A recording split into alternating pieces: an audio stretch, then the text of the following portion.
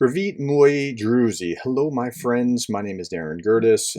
Welcome. I am a professor who tries to help you understand what's going on in Ukraine and how things work. Today, I want to talk about deterrence. And I saw this interview with General Ben Hodges, and this little clip, it's only going to be about a 4-minute clip or so that I'm going to show you, but this little clip tells you everything that you need to understand in order to understand how deterrence works. So let's get right into his interview, and I'm going to pause at a few places and make some comments, and then I'm going to talk about what's happened since, and we'll talk about all those things. So here we go. Having said that, and that's a pretty blunt assessment of what it's like right now. There is no doubt in my mind that Ukraine is going to win this conflict. Russia has so many different problems that we can unpack here over the next several minutes. So two things about that. One, when you line up the not just active duty military, and they maybe let's say they have to sing the same tune as the president, right? Like they can't say other. But if you line up the former like retired generals, they generally say this kind of thing. There are a few dissenting voices like Colonel McGregor and Scott Ritter who were saying, no, Russia's going to win. But it's like they didn't get the memo that NATO was now involved and came to the party. And they're still thinking in terms of Russia versus just Ukraine. And Russia versus Ukraine might have been a more difficult contest, but that's not, yeah. So at any rate, let's keep going.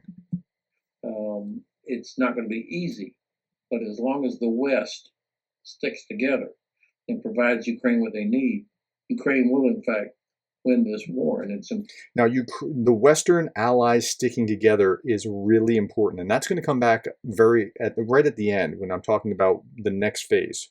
Important that they do. I would like to just for appropriate historical context.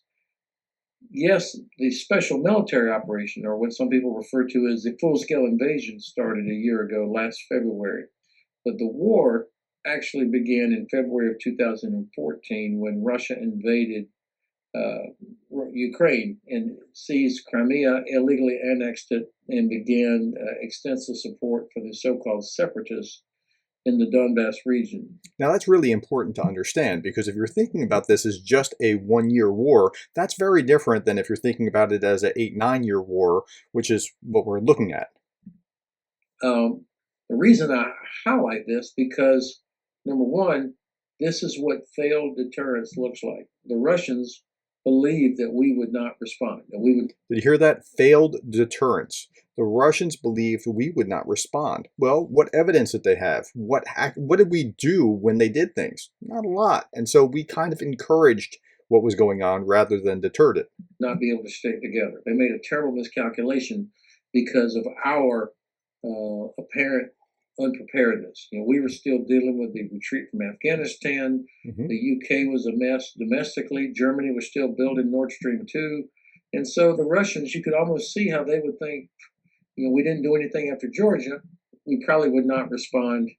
And we didn't do anything after 2014. So we probably wouldn't really respond or be able to stick together if they attacked again this past February. If I may interrupt you, would you say the West committed a serious mistake by being so mild about how they reacted towards both Georgia and Crimea in 2014? It was a catastrophic mistake. This is what failed deterrence looks like. That's exactly right. Now think about this. Let's roll the clock back. When Russia invaded Georgia, Bush had some strong words for him, but that's it. And Putin's got to be thinking, okay, well, I mean, if that's all that's going to be. And then he set his sights on Ukraine and Crimea. So when nothing happens after Crimea, and Obama says strong words again, but doesn't do anything militarily, and you had a artificial vote of 96, 97%, whatever it was, that we want to join Russia, and the world did nothing. Well, okay. And the little green men in the Donbass, well, they're still fighting. We got that. But it didn't wake up NATO. It didn't cause Europe to say, no, this has to change. We will do something about this. They just gave strong words. And then you look how the West was still in disarray. Just look at the United States. And I'm an American. I'm patriotic. I'm not trying to badmouth my own country, but look at what we did. Like we've seen this song before, because when Saddam attacked in 1990, attacked Kuwait, it's partly because we sent a signal inadvertently, not meaning to, that we weren't really that interested in what happened with Kuwait. And then we got embroiled into Desert Storm as a consequence of Saddam misreading our signal. So we didn't send a signal strong enough that you must not do this. So it's the same kind of thing after 2014. And then the United States looked like it was in disarray. January 6th, it wasn't a good look for the United States. What happened when we left Afghanistan with people falling off the planes and that image, that was in the Biden administration, that was a bad look for the United States. They're not going to do anything. This had to be in Putin's calculus. The West isn't going to do anything. They'll talk, they'll go to the UN, they'll say strong words, but they won't do anything. Okay, here's Hodges again. When a potential adversary thinks that you're not ready or are not willing, I mean, we know from 5,000 years of history that they will take advantage of that. So that's one reason that I wanted to highlight the fact that we have to go back to 2014 in terms of when it started. And then, of course, their annexation of Crimea has given them the most important, decisive part of Ukraine. And it changes everything. It gives them an advantage in the economic sphere as well as the military sphere. So let me just summarize. You said that we're not either ready or willing to engage. And this is why we talked about this. Like when the balloon hit like a month ago or so, the Chinese balloon, and it was finally shot down, I was saying, like, this is important to Ukraine, believe it or not, because the credibility of the U.S. is at stake. And then we talked about this in reputation and why it's important that political leaders must do what they say they're going to do, or the symbolism in leadership. We talked about this extensively. This is all part of the same picture with credibility, with deterrence. So, yes, the special military operation started last February, but I think it's important to have the context. And then finally, there still are a lot of good, smart, well-intentioned people that just can't imagine that Ukraine will defeat Russia. It's just too big.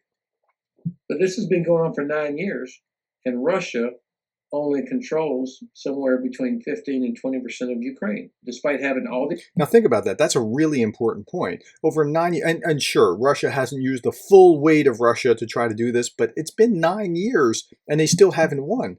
Isn't that fascinating? Like, just that Ukraine has survived 1 year of this huge invasion is enough to say, wow, Ukraine, you've been able to show yourself well. So 9 years, Russians haven't been able to do it. It's not a good look. The advantages. And so I think when you take a look at that, after 9 years, they still have not sorted out most of their major problems. This is part of the reason why I'm optimistic about Ukraine.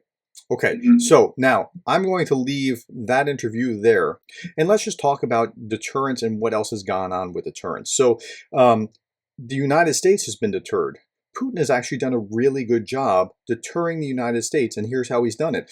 He's nuclear saber-rattled periodically, right? If you give this kind of weapon, nuclear war, I mean, we have nuclear weapons, you better not do that, you better not arm them. And we did it, and we crossed that red line, and nothing happened. And then you give those drones nuclear weapons, cross that red line. You give those tanks, we did it. Nothing happened. Now we're on to jets, and we're going to be on to other things. Now, so Putin has deterred the United States for upwards of a year, better than a year, and slowed us down. Now, we talked about the idea that holding the allies in place is key.